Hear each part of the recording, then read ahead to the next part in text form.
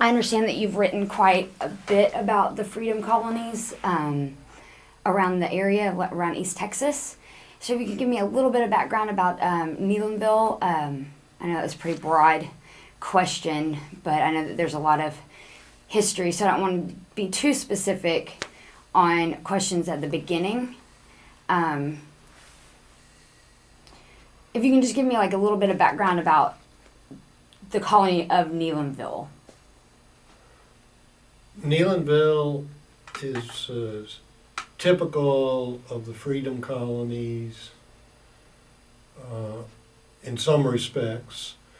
It is probably the oldest surviving freedom colony in the state of Texas.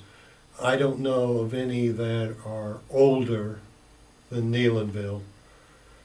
The man that started Neylandville came to Hunt County in 1865, brought his family, and eventually other relatives gathered around his farm, and then more, and eventually there was a community, an all-black rural community. I'm not exactly sure when that became a community. Certainly by the 1880s, they had a number of families living there. They established some churches, St. Paul's School. They had some mercantile businesses. They had a cotton gin. They were close to the Cotton Belt Railroad and the Midland Railroad. They had a post office. Neylandville, like almost all the other freedom colonies, found that the easiest place to get land was the river bottoms and marginal lands that the whites didn't want. When blacks were emancipated, most of them had no money, very few material possessions. Most of them were illiterate. But they did have some skills that they had acquired during slavery, working on farms. They were familiar with agriculture. Some of them were familiar with management. And so they brought those skills with them. And also, they were very, very anxious to establish schools. They recognized the importance of education and the advancement of their race. And they also knew the value of owning property. And that was a focus of those that lived in Neylandville, establishing a school, acquiring property if possible. It was difficult because most white landowners would not sell land to blacks. There were exceptions to this rule. And then it was also difficult for blacks to acquire the money to even make a down payment. So many of them initially, and even later, leased land, worked on shares. In some cases, they squatted on the land. And if they stayed on the land long enough and made improvements, they acquired title to the land. Neylandville was a community that provided almost everything that the blacks needed, and it also was an area that provided security. Unlike the blacks that lived in the towns, the blacks in Neylandville were not under close supervision of the whites, so they had a little more freedom than the blacks that lived in Greenville and Commerce. And whites were unlikely to go into Neylandville to cause disturbances because they knew that many of the residents of Neylandville owned guns and wouldn't put up with random violence on blacks. And it also gave them the freedom to run their own institutions, their churches, the school, the businesses, their farms. But in another respect, Neylandville is different from most of the other freedom colonies. We found when we did the research for our book, maybe 300, 400 documented freedom colonies, all black rural communities in East Texas. But we estimate that they were probably over 1,000. They were very, very common, especially in the age of Jim Crow. Most of them were very small. They were in the rural areas. They might be maybe 4 or 5 families. There might be a church, most likely a school. That would define a freedom colony. But Neylandville was much larger than the typical freedom colony. It had a larger number of residents. It had some stores. It had a cotton gin. And it had a high school. Now, most of the rural schools, black and white, went to the 8th grade. And if you were someone who had passed through a rural school and you wanted to go to high school, you had to go to some place like Commerce or Greenville or Sulphur Springs, a city that was large enough to support a high school. Now, for blacks, it was even more difficult because there were not that many black high schools available. Now, Neylandville pulled in black students from Hunt County and some surrounding counties, in part because they provided a high school education. Also, I think maybe the parents might have felt a little more comfortable in sending their sons and daughters to a place like Neylandville, which was in a rural area. It was away from the evils and corruptions of the towns and the cities. There were others like Neylandville. There was the Farmers Improvement School between Ladonia and Wolf City. That was based on the Tuskegee Booker T. Washington design. It was not a public school. You paid to go there, and the students boarded on the campus. It was also in the rural area, and it emphasized trade, domestic skills, as well as the basics of reading and writing and arithmetic. There was also a school very similar to Neylandville outside of Pittsburgh, Texas. And they pulled in students not only from the surrounding area, but also from out of state. And they had a dorm, separate dorm, they had a cafeteria, and they attracted a large number of students. They went from grade 1 through high school, which used to be, high school was only the 11th grade, eventually it was extended to the 12th. And the same with the Farmers Improvement School. It was a high school, though based on the Tuskegee model. It's important to remember that this area, Northeast Texas, almost all of East Texas, was Southern in its heritage. I think, I know when I came here a long time ago, I was sort of fooled because when I came to Commerce, I saw cowboy hats and cowboy boots and pickup trucks and lots of livestock, and it projected an image of the West. And I think a lot of that maybe came from Hollywood. But if you look at the roots, you will see that this area in its heritage of food, folkways, religion, politics, and particularly race relations, it's very southern. This area, in the early 20th century, if you came here, you might not know that you were in Texas. You might think you were in Alabama or Mississippi or Louisiana or Georgia. Slavery existed here. It was not the large plantations that you would find in deep East Texas.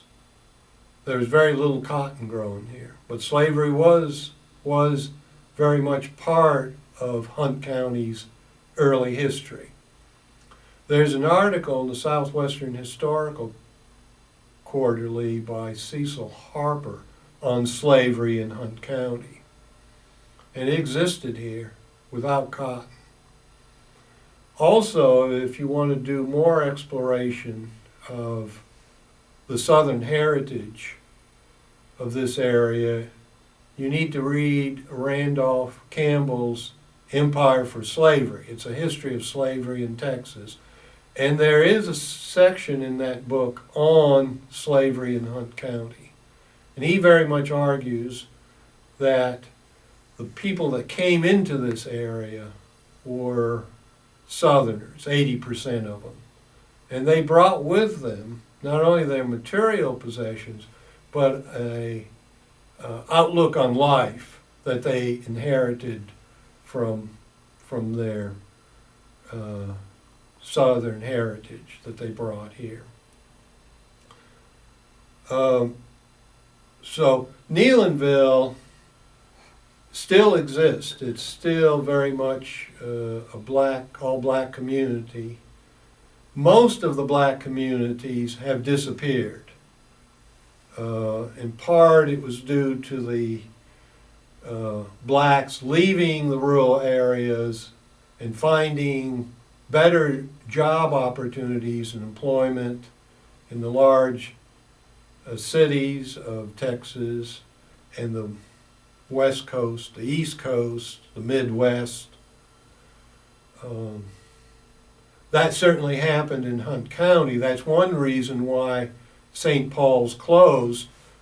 There was a vast migration of blacks out of Hunt County between 1920 almost up to the present. There just was very few opportunities for them here, and the racial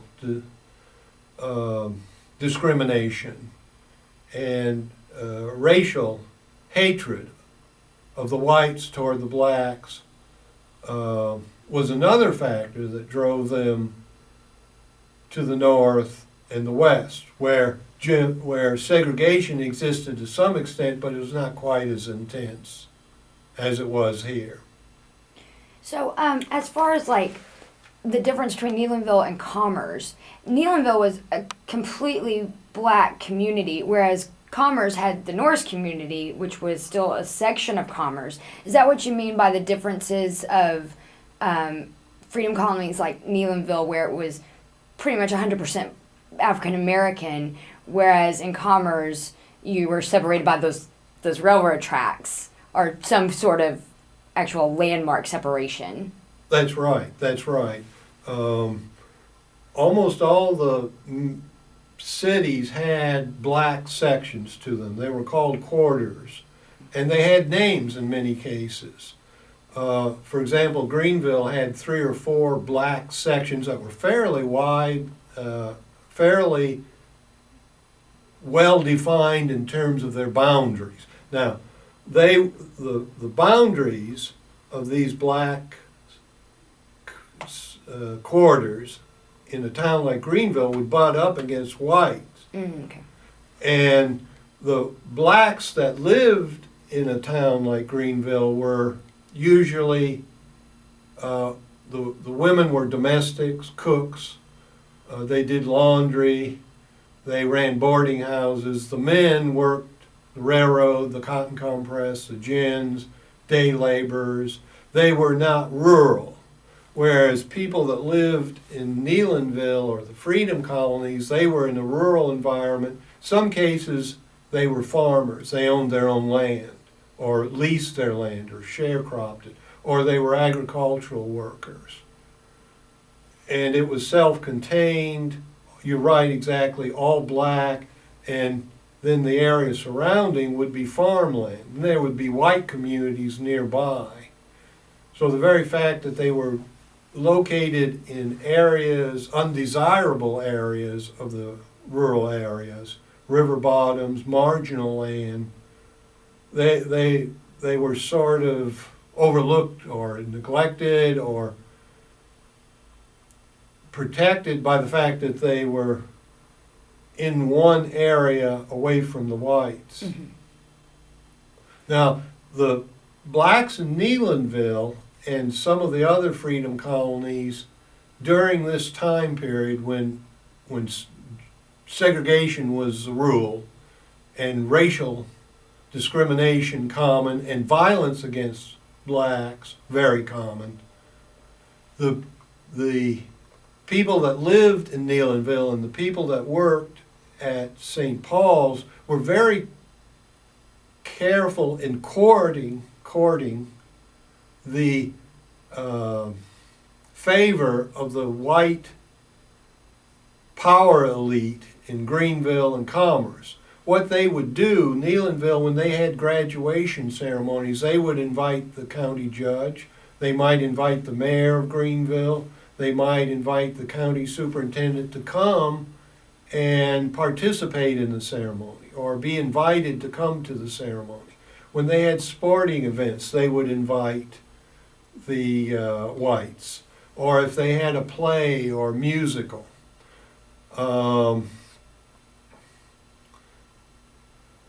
To court the favor of the whites. And the whites tended generally to look with favor on a place like Neylandville. Neylandville had a reputation of hard workers. It had a reputation of taking in orphans, black orphans who did not have parents. And then they also had the reputation of taking care of troublemakers in their community. And so the whites looked on that, oh yeah, they're out there, they're working hard, they're taking care of the troublemakers, they're very religious people. So that created sort of a favorable image. Now, that did not translate into opening up job opportunities for them. It did not open up the opportunities to vote and to organize. And it certainly didn't open up any cracks in the wall of Jim Crow and segregation. But it did provide some protection for those that were living in Neylandville. So the white people were maybe less inclined to come to Neylandville and start trouble because they weren't completely isolated. They were isolated but yet open to, Well, when you invite the county judge to come, that's an honor to be invited. He gets to see these black graduates who have been in school 11 years walk across the stage or see a wonderful musical.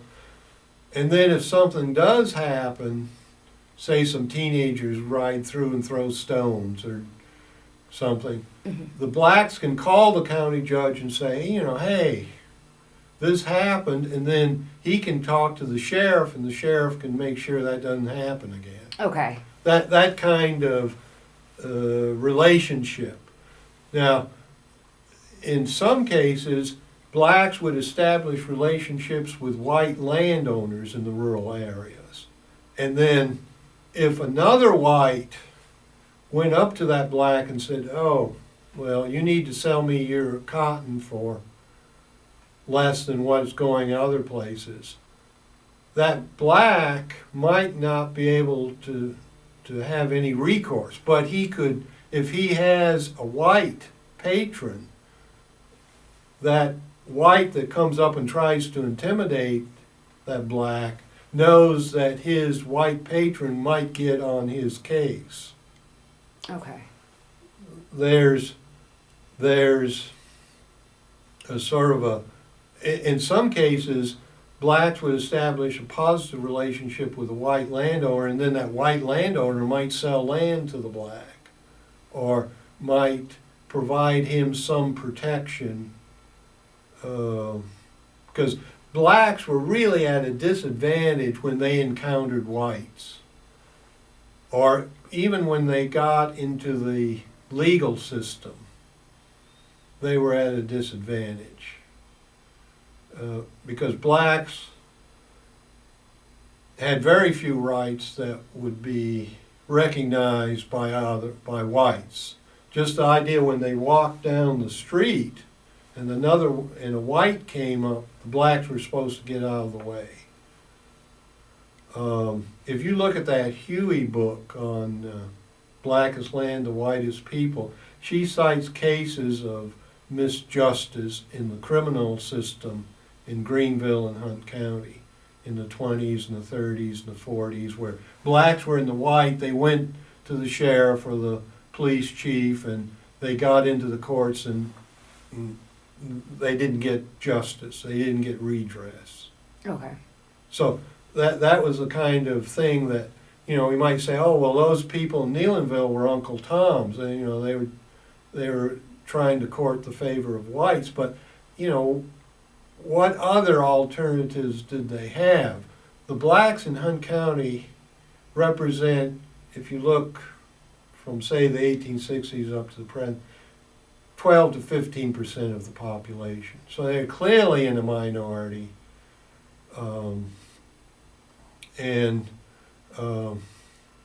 They were at an extreme disadvantage. They could not vote, or it was difficult to vote. Their opportunities in terms of jobs were just restricted to the minimum basic laboring working jobs. They worked on the railroad. I said they worked on the railroad. Well, they were segregated in working on the railroad tracks. They were not conductors or engineers or brakemen. They didn't work in the office. The same thing in the cotton gins. They weren't in management. They moved the bales of cotton, or they were farm laborers, or they didn't work in the white stores as clerks or secretaries. They weren't. It was complete segregation of jobs, and the jobs that were open to blacks were just the very minimum, requiring no skill and no opportunity for advancement. If you were a janitor or if you were a black janitor, that was sort of an elite job. Or if you worked on the railroad, worked on the tracks, that was an elite job. There was that glass ceiling. Now, this may seem like I'm contradicting myself, but there was in Hunt County and throughout the United States a black elite. There were black teachers, black store owners, black. There were some black doctors, blacks that ran funeral parlors, and those were sort of the elite, preachers, ministers, but they were working in the black congregation, to a black congregation or black clientele. They were confined to the black sections of the towns and to the freedom colonies, where they had those positions, but there were no black teachers in the white schools. There were no black doctors serving white patients. It was to keep that segregation complete, where you would have to have a black doctor, a black teacher, black funeral home for the black clienteles, so that they would have those services, but they wouldn't have to go to the white communities. Well, they couldn't go to the white community because a white undertaker wouldn't serve a black family if there was a deceased. You couldn't go into a white store, white clothing store, and for a black to try on clothes. Then maybe you might be able to go in and buy something. You couldn't try it on. The restaurants were segregated. You might go in the back way and eat in the kitchen. The theaters were either all white or there would be a section for the blacks, and they'd go through the back door and sit in the balcony. Even the libraries were segregated. The blacks, if they wanted to borrow a book, they went to the back door of the library.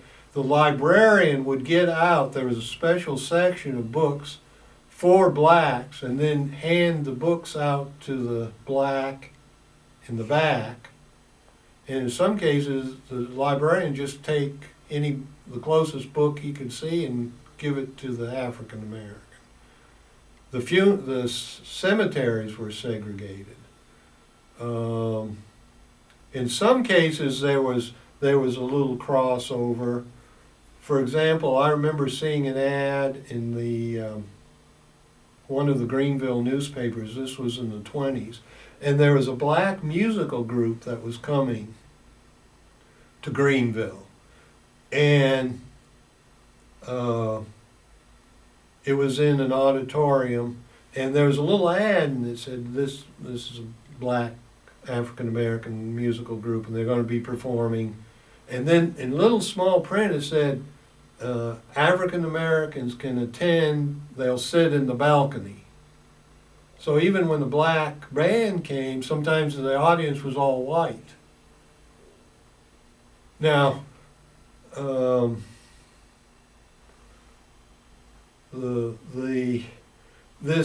this Jim Crow and the racial segregation gradually developed after the Civil War, and this whole scenario of the separation of the races and the racial hatred and the violence, that changed. In the 40s, the 50s, and 60s, you could see it was modified a little bit, and the economy improved. It improved for the blacks as well as the whites.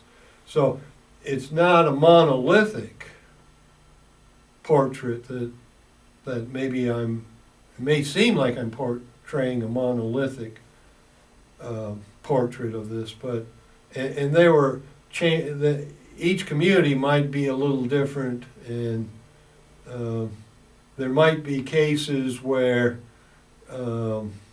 blacks might have received some recognition or approval, and there might be some cases where some blacks would maybe be able to vote. So I don't want to. This is a sort of a changing, fluctuating picture when you're looking at Neylandville, which I would say the dates of Neylandville, you might want to start 1865 right up to the present. So you're cutting through a lot of time and a lot of changes. Now, I said the Southern culture was very much part of this area, but I don't think it is any longer. That way of life was changing in the 1960s and the 1970s. You look at Greenville with L3 and the E system, they brought in a lot of engineers and professionals that came from the Midwest and the East and the West Coast, well educated. Those people weren't Southerners. Now, they may not have accepted blacks, but they were not the same kind, didn't have the same mental attitude that the people that lived here before they came had. Same thing with the university. If you look at the university and you look at commerce, it is much more liberal than Greenville, in part because, again, the university. If And you there's look so at- much diversity coming through that, Yeah. I mean, as somebody who's grown up here, I definitely just didn't really understand a whole lot of racism just because, I mean, you're in school with so many different types of people, but it's still a small town to where you know everyone. Yeah, and you were probably here after desegregation. Mm-hmm. And I think too, sometimes whites get a mental set where they think, well, they passed the 64 and 65 legislation, they've desegregated, the Brown decision, everything is good. But they don't understand what came before, and they don't understand that there's still that sort of that generation that lived under Jim Crow that didn't have the opportunities. They're still living in many cases in poverty. Now there are lots of cases. Now this is another thing about Neylandville that is important to remember. Neylandville was effective. They must have had a good system because many of those graduates, despite everything I've said, they graduated. Many of them went on to college. Many of them became very successful in business, education, the military.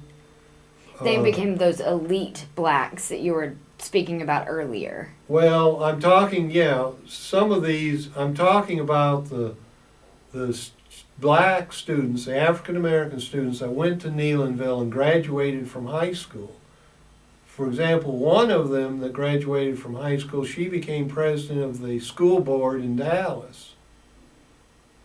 So a lot of those people that, like Gwen Law, I mean, she had a very successful career in the public schools. She started a museum. She's written a book. She went to segregated schools, and she went to St. Paul, and then that was a launching pad for her success. So Neylandville has St. Paul's in Neylandville has had a very successful record in educating blacks to success in the world, despite the fact that they did not have the resources that they should have had. So they must have had some good teachers. They must have had some parents who cared about their sons and daughters to encourage them to excel in school and to support them when they came home with homework. And so and I think in part that may be part of the story that we're telling in freedom colonies, that blacks with very little were able to survive, not only survive, but succeed, despite of all of the obstacles that they had. But that's not to say that those obstacles should have been there in the first place. And what's the difference between, I know East Caney was around Sulphur Springs. Was that another freedom colony, a completely segregated African American community like Neylandville? Or was Neylandville pretty much the only 100% African American colony around this area? No, there was Caney Creek would be one. There was a few others in Hunt County. There were 2 or 3 in Hopkins. If you look in the back of Freedom Colonies, you'll see a list of them by county. And in a lot of cases, I know when we did research, it was hard sometimes for blacks and whites to recognize a freedom colony. In part, they say, oh, well, they're just some people that live out there, and they happen to be all black. But usually, those communities had names. At one time, Hunt County had over 90 rural schools, and some of those, a small percentage, were black rural schools. And I would consider those schools maybe also as freedom colonies. Now, in Hunt County, the land became so valuable because of its fertility that it was hard for blacks to acquire land. The value of the land increased beyond their means to purchase it, also beyond the means of whites to purchase it. By 1910, about 60% of the whites farmers were sharecroppers. That means they didn't own the land. By 1920, it was up to maybe 70 or 75% were on shares. And this is the white people. Okay. So there were very few black farmers, very few black sharecroppers. Now the blacks would work at cotton picking time as farm workers or farm laborers.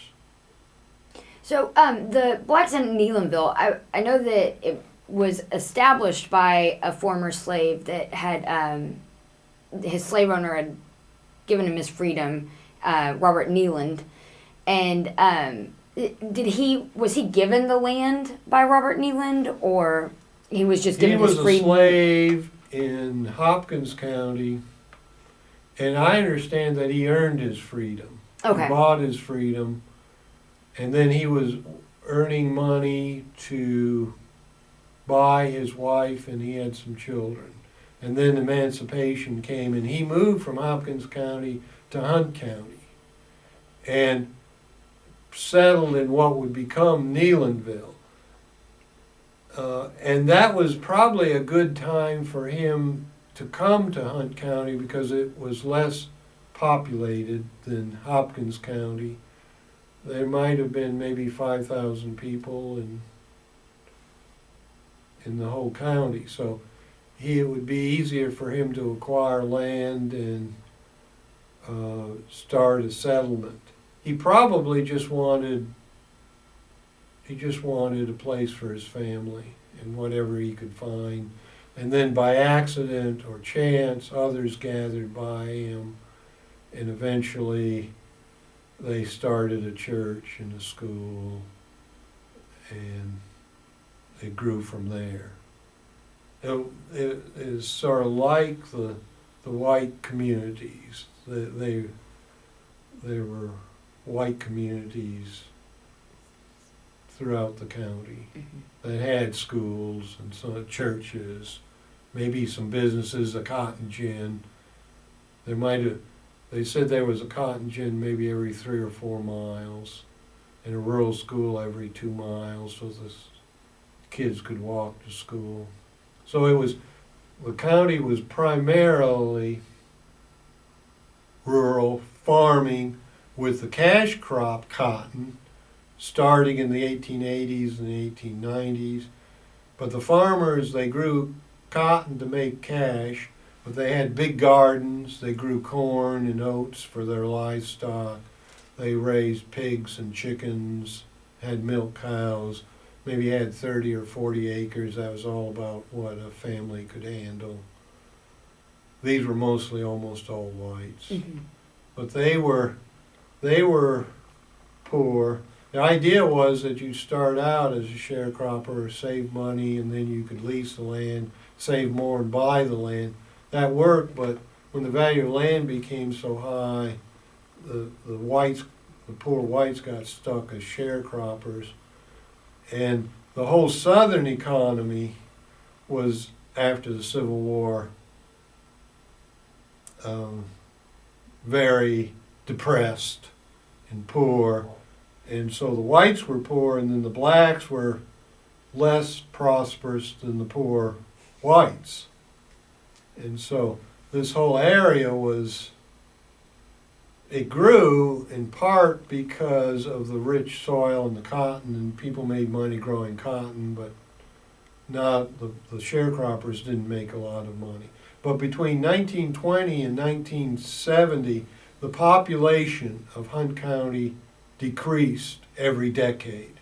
It really didn't start growing until the 1970s, early 1980s, and didn't reach where it was in 1910 until the mid-1980s. So people were pouring out of here by the hundreds because farming, because of the Depression, because sometimes if you lost a crop, you had to go someplace else. There were easier and better ways of making money than farming in Hunt County if you went to Dallas or Houston or Chicago or Phoenix or any place else.